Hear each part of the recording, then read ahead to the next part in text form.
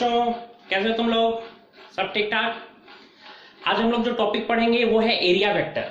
Electric flux को पढ़ने से पहले हम लोग को ये टॉपिक पढ़ना बहुत जरूरी है, क्योंकि ये टॉपिक आपका बेस बनाएगा आगे के बहुत सारे टॉपिक्स को पढ़ने के लिए। हालांकि ये टॉपिक 11th में ही पढ़ लेना होता है वेक्टर में, पर हो सकता है उस समय आपको उसका फील नहीं आया होगा। तो मैं चाहता हूं, क्योंकि ये बहुत इंपॉर्टेंट है, तो मैं इसको पहले बता दूं आपको, ठीक है? तो इस वीडियो में हम लोग डिस्कस करने वाले हैं एरिया वेक्टर। ये बहुत इंपॉर्टेंट वीडियो होने वाला है, लास्ट तक आपको ये वीडियो देखना है अगर आप उसका कंप्लीट फील लेना हो तो, ठीक है? तो चलिए शुरू करते हैं। मेरा नाम है Vivek Mishra, IIT JEE mentor Kota point, और मैं आपका स्वागत करता हूं इस खूबसूरत से वीडियो में। आज हम लोग डिस्कशन करने वाले हैं एरिया वेक्टर के बारे में। आपने एरिया, बचपन में आपने एरिया निकालना जरूर सीखा होगा। बच्चों को 6-7 क्लास में सिखाते हैं। एरिया ये एक स्क्वायर है, ठीक है? बताओ इस स्क्वायर का एरिया क्या है? अगर इस स्क्वायर का साइड लेंथ a है तो इसका इस स्क्वायर का एरिया क्या होगा? साइड का स्क्वायर यानी a का स्क्वायर, ठीक है? सिमिलरली सोचो जरा, अगर यहां पर एक सर्कल होता, सर्कल का रेडियस अगर r है तो क्या होगा इसका एरिया? इस सर्कल का एरिया क्या होगा? पाई r स्क्वायर। पर ये सब चीजें तो हमें पता है, ये सब आप क्यों बता रहे हैं? देखो मैं क्यों बता रहा हूं। ये तो तुम्हें पता है कि एरिया ये होता है, एरिया का फॉर्मूला ये होता है, पर क्या ये एरिया एक वेक्टर है क्या? ये सोचो, क्या ये एरिया कभी एक वेक्टर क्वांटिटी होता है क्या?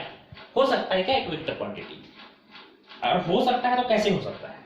पहले मेरे को एक बात बताओ, वेक्टर क्वांटिटी क्या होता है? वेक्टर क्वांटिटी उन क्वांटिटीज को कहते हैं जिसके कंप्लीट स्पेसिफिकेशन के लिए, जिसको कंप्लीटली एक्सप्लेन करने के लिए डायरेक्शन भी चाहिए और मैग्नीट्यूड भी चाहिए। तो मैग्नीट्यूड, एरिया का मैग्नीट्यूड होता है, ये तो आप लोग बचपन से ही पढ़ के रखे हैं, ये सब तो मैग्नीट्यूड ही है ना। पर डायरेक्शन कैसे चाहिए होता है? अगर एरिया एक वेक्टर है तो इसके कंप्लीट स्पेसिफिकेशन के लिए मेरे को डायरेक्शन भी चाहिए होगा। तो डायरेक्शन कैसे चाहिए इसको समझिए, ठीक है? तो मैं आपको फील थोड़ा थोड़ा कराऊंगा, धीरे धीरे उसको मिटा देता हूं। सपोज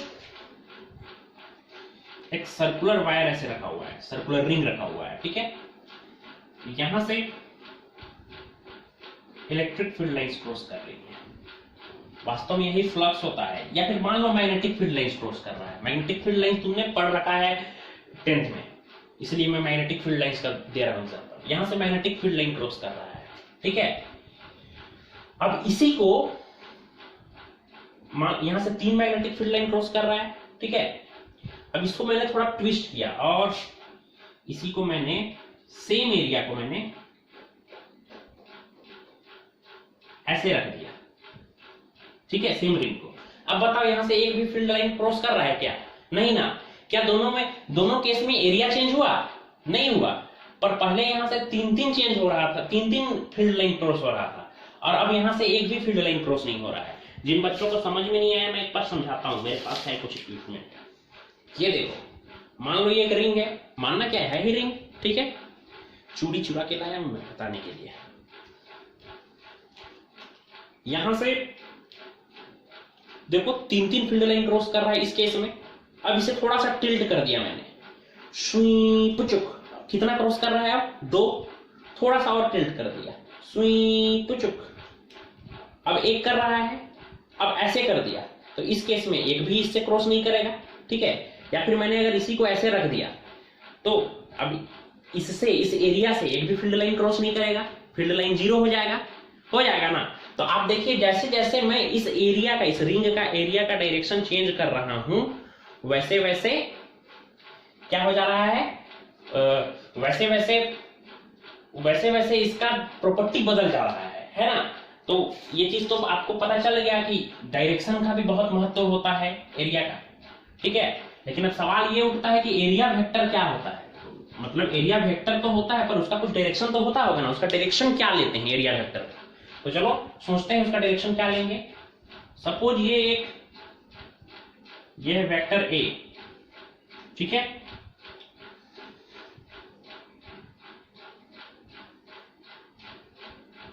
ये एक स्क्वायर है, स्क्वायर है तो ऑब्वियस सबका डायरेक्शन A ही होगा, सबका मैग्नीट्यूड A ही होगा ना। या फिर चलो इसको मान लेते हैं वेक्टर A और इसको वेक्टर B। क्योंकि डायरेक्शन तो अलग अलग है ना। अब देखो, इसको वेक्टर ए मैंने मान लिया, इसको वेक्टर बी मान लिया। अब मेरे को अगर इसका एरिया निकालना है तो क्या होता है, लेंथ इनटू ब्रेथ, तो क्या हो जाएगा एरिया इसका। सोचो, वेक्टर है तो डायरेक्ट तो उसको आलू गाजर के जैसे मल्टीप्लाई नहीं ना कर सकते हैं। लेंथ कितना है, वेक्टर ए मल्टीप्लाई करने के क्रॉस प्रोडक्ट का यूज करेंगे, क्रॉस वेक्टर बी, क्योंकि एरिया एक वेक्टर क्वांटिटी है। तो वेक्टर क्वांटिटी को कैसे फाइंड आउट करते हैं, दो वेक्टर क्वांटिटीज को का क्रॉस प्रोडक्ट से तीसरा वेक्टर क्वांटिटी आता है। तो ए क्रॉस बी करेंगे। अब सोचो, ए क्रॉस बी करेंगे तो डायरेक्शन किधर होगा, ए बी को क्रॉस कर रहा है बाहर की तरफ, यहां पर इस तरफ होगा एरिया वेक्टर का डायरेक्शन। अगर ये एक स्क्वायर है तो इसके परपेंडिकुलरली इस तरफ होगा एरिया वेक्टर का डायरेक्शन, होगा ना। अब कोई बच्चा ये भी बोल सकता है कि क्यों, एक लेंथ इनटू ब्रीथ को तो हम ब्रीथ इनटू लेंथ भी लिख सकते हैं ना। तो हम चाहें तो area vector is equal to, क्यों ऐसा क्यों नहीं बोल सकते हैं कि बी क्रॉस ए क्यों नहीं बोल सकते हैं। Of course B cross A भी तो बोल सकते हैं। अरे एरिया ऑफ रेक्टेंगल आप सोचो ना, लेंथ इनटू ब्रीथ भी होता है, उसी को आप ब्रीथ इनटू लेंथ भी बोल सकते हो। तो उस केस में सोचो, बी ए को क्रॉस करेगा तो अंदर की तरफ जाएगा। सोचो, जब भी क्लॉकवाइज होता है तो जो एरिया वेक्टर होता है, इन दोनों का जो प्रोडक्ट होता है वो अंदर की तरफ जाएगा, मतलब दोनों केस में वो परपेंडिकुलर होगा। ठीक है, तो समझ जाओ आप लोग कि किसी भी 2D सरफेस के लिए, किसी भी 2D, इसको जल्दी से नोट डाउन कर लो या स्क्रीनशॉट ले लो, as you wish. 1 2 3 4 5 okay.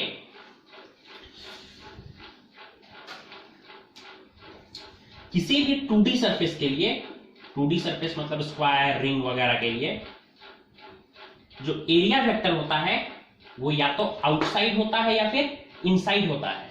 Perpendicular होता है सरफेस के, ये तो आपको पता होना चाहिए, परपेंडिकुलर टू सरफेस, लेकिन उसका डायरेक्शन कुछ भी हो सकता है। डायरेक्शन कुछ भी हो सकता है, आउटवर्ड भी हो सकता है और इनवर्ड भी हो सकता है। दोनों में से कोई भी डायरेक्शन हो सकता है। यानी अगर इसका जो एरिया वेक्टर है, इसका डायरेक्शन ये भी हो सकता है और अंदर की तरफ भी हो सकता है। सपोज अब मैं वही केस ले रहा हूं, इसका लेंथ है ए, ठीक है, और इसको हमने रख दिया है किसी ऐसे एक्स वाई जेड प्लेन में। ये एक्स एक्सिस, ये वाई एक्सिस और ये जेड एक्सिस। ठीक है, एक्स एक्सिस की तरफ क्या होता है, आई कैप, वाई एक्सिस की तरफ जे कैप और जेड एक्सिस की तरफ के कैप। सोचो, ये कहां रखा हुआ है, एक्स वाई प्लेन में रखा हुआ है। तो इसका जो एरिया वेक्टर होगा, या तो वो यहां से बाहर की तरफ आएगा परपेंडिकुलरली, या फिर यहां से अंदर की तरफ होगा। यानी इसका एरिया क्या है, एरिया दो चीज से मिलकर बना होता है, वेक्टर क्वांटिटी, मैग्नीट्यूड और डायरेक्शन। तो इसका एरिया क्या हो जाएगा, एरिया वेक्टर क्या हो जाएगा इसका। सबसे पहले तो इसका जो एरिया है, एरिया क्या है, ए का square, length side into side, और ये या तो इस तरफ आएगा जेड एक्सिस के पॉजिटिव डायरेक्शन की तरफ या जेड एक्सिस के नेगेटिव डायरेक्शन की तरफ। अगर पॉजिटिव डायरेक्शन की तरफ आएगा तो प्लस के कैप, और अगर यही निगेटिव डायरेक्शन की तरफ आता है तो इसको ऐसे भी लिख सकते हैं, ए स्क्वायर माइनस के कैप। यानी दोनों चीज अलाउड है, बोथ थिंग्स आर अलाउड। ठीक है, चलो और सोचते हैं, जल्दी से लिख लो, इसका स्क्रीनशॉट लो, बताते रहो कमेंट करके कि तुम लोग को समझ में आ रहा है या नहीं, क्योंकि सबसे ज्यादा जरूरी है तुम्हें समझ में आए। चलो मैं मिटाता हूं इसको।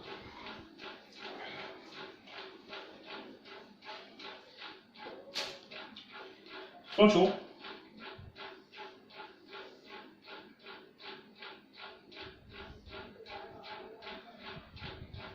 यहां पर एक रिंग रखा हुआ है, रिंग इज प्लेस्ड हियर। एक रिंग हमने यहां पे रख दिया है। ठीक है, अगर हमने यहां पे एक रिंग रख दिया है, फिर से वही बात, ये एक्स एक्सिस, ये वाई एक्सिस, ये जेड एक्सिस, ये कहां पर है, ये रिंग कहां पे रखा हुआ है, ये रिंग रखा हुआ है एक्स जेड प्लेन में। कहां रखा हुआ है, एक्स जेड प्लेन में, और इसका रेडियस है आर। इस रिंग का रेडियस है आर। तो आपसे मैं पूछूं कि बताओ इसका एरिया वेक्टर क्या होगा। तो सोचो, पहले एरिया वेक्टर निकालने के लिए सबसे पहले मेरे को मैग्नीट्यूड चाहिए। तो मैग्नीट्यूड तो पता ही है, इसका एरिया पाई आर स्क्वायर। अगर ये भी नहीं पता है तो तुम 12th में आने की कोई हकदार नहीं हो, है ना। तो इसका एरिया हो जाएगा मैग्नीट्यूड पाई आर स्क्वायर। अब सवाल उठता है कि क्या इसका डायरेक्शन क्या होगा, इसके परपेंडिकुलर। अगर रिंग ऐसे रखा हुआ है, ठीक है, ये एक्स एक्सिस और ये जेड एक्सिस, तो परपेंडिकुलर दो तरीके से हो सकता है, या तो ऐसे होगा परपेंडिकुलर या फिर ऐसे होगा परपेंडिकुलर। इधर क्या है वाई एक्सिस देखो, और नीचे की तरफ निगेटिव वाई एक्सिस, यानी हो सकता है pi r square. Y axis मतलब कौन सा cap, j cap, obviously j cap. इसी को चाहे तो हम लोग लिख सकते हैं pi r square minus j cap. Choice is yours. ठीक है, आई होप तुम्हें ये समझ में आया होगा। जल्दी से स्क्रीनशॉट लो। 1 2 3 4 5। चलो आगे बात करते हैं। अब हम लोग बात करेंगे जरा 3D सरफेस के बारे में। We will talk about 3D surface. 2D surface में तो समझ में आ गया, अंदर भी हो सकता है बाहर भी हो सकता है, ये हमारे मूड पे डिपेंड करता है, पर ज्यादातर अपने को मिलेगा 3D सरफेस। तो 3D सरफेस के केस में क्या होगा, चलो देखते हैं 3D सरफेस के केस में क्या होना चाहिए और क्या होगा। चलो देखते हैं भाई 3D surface in the sense, चलो एक क्यूब ले लेते हैं। ठीक है, हमने क्यूब ले लिया, क्यूब लेकर के इसको प्लेस कर दिए।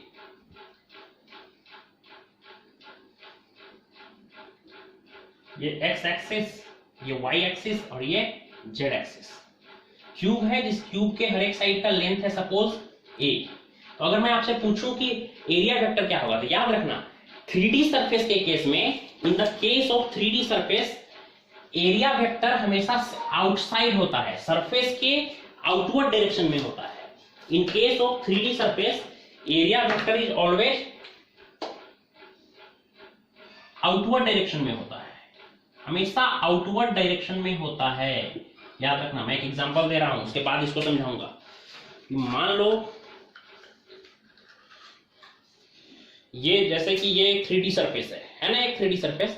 अगर मैं पूछूं इसमें से किसी एक सरफेस का एरिया वेक्टर पूछ लो, मान लो मैं पूछ लेता हूं यहां का, इस एक सरफेस का, तो इसका एरिया लिखेंगे सिर्फ इस सरफेस का, पूरे क्यूबॉइड का नहीं, इस पूरे क्यूबॉइड पूरे डब्बे का सरफेस एरिया नहीं लिखेंगे, बस इस वाले सरफेस का सरफेस एरिया लिखेंगे। और बताओ आउटवर्ड किधर होगा, इस तरफ होगा, ये हो गया आउटवर्ड। अगर मेरे से इस सरफेस का पूछा जाए, ठीक है, तो इसका एरिया लिखेंगे, और आउटवर्ड किधर हो गया, इस तरफ हो गया आउटवर्ड। अगर पीछे वाले इसका पूछा जाए, ठीक है, तो इसके लिए क्या हो गया आउटवर्ड, इस तरफ हो गया आउटवर्ड, हो गया ना, क्योंकि परपेंडिकुलर तो उधर भी हम कर सकते थे ना, ले जा सकते थे ना, पर आउटवर्ड हमेशा क्या होगा, ये वो वाला छोर होगा। इसके लिए आउटवर्ड क्या होगा, ये वाला छोर होगा। तो चलो देखते हैं, बताओ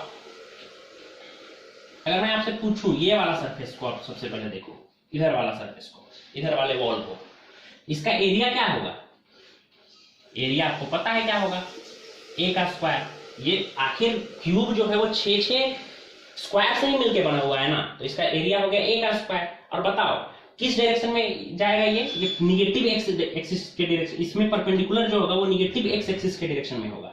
अंदर नहीं कर सकते हैं हम, हमेशा आउटवर्ड डायरेक्शन में होता है, तो अंदर हम नहीं ले जा सकते हैं कोई वेक्टर को, ठीक है, एरिया वेक्टर को। In the sense 3D surface के लिए एरिया वेक्टर हमेशा आउटवर्ड डायरेक्शन में होता है। आउटवर्ड डायरेक्शन में होता है मतलब यहां से किधर जाएगा, इस तरफ आएगा, इस तरफ मतलब निगेटिव एक्स एक्सिस की तरफ आएगा। निगेटिव एक्सिस एक्स एक्सिस मतलब माइनस आई कैप, ठीक है।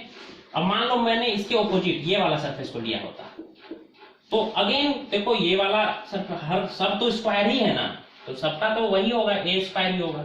पर बताओ इसके लिए आउटवर्ड किधर होगा, इस तरफ, पॉजिटिव एक्स एक्सिस की तरफ। पॉजिटिव एक्स एक्सिस की तरफ होता तो ये प्लस आई कैप हो जाता ना। सोचो इसके लिए, सोचो ऊपर वाले के लिए, ऊपर वाले सरफेस के लिए सोचो, ऊपर वाला सरफेस के लिए एरिया वेक्टर क्या होगा। अगेन बात वही है कि एरिया तो वही होगा ना, ए का स्क्वायर, पर सोचो इसके लिए आउटवर्ड किधर होगा, इस तरफ होगा, ऊपर की तरफ। ऊपर की तरफ मतलब किस एक्सिस की तरफ, जेड एक्सिस की तरफ। जेड एक्सिस की तरफ मतलब बताओ पॉजिटिव जेड एक्सिस है या negative Z axis, positive Z axis, तो ये क्या हो जाएगा प्लस के क्या। आई होप आपको ये सब कुछ समझ में आया होगा, ठीक है। बताइएगा कमेंट करके आपको ये समझ में आया या नहीं। फिर से बता देता हूं, ये 3D सरफेस है, तो इसका एरिया जैसे मैंने लिखा लेंथ इनटू ब्रेथ इसका तो होगा, और ये हो गया इसका डायरेक्शन, ये एरिया, ये हो गया इसका डायरेक्शन, ये एरिया, ये इसका डायरेक्शन, पीछे वाला एरिया इधर हो गया इसका डायरेक्शन।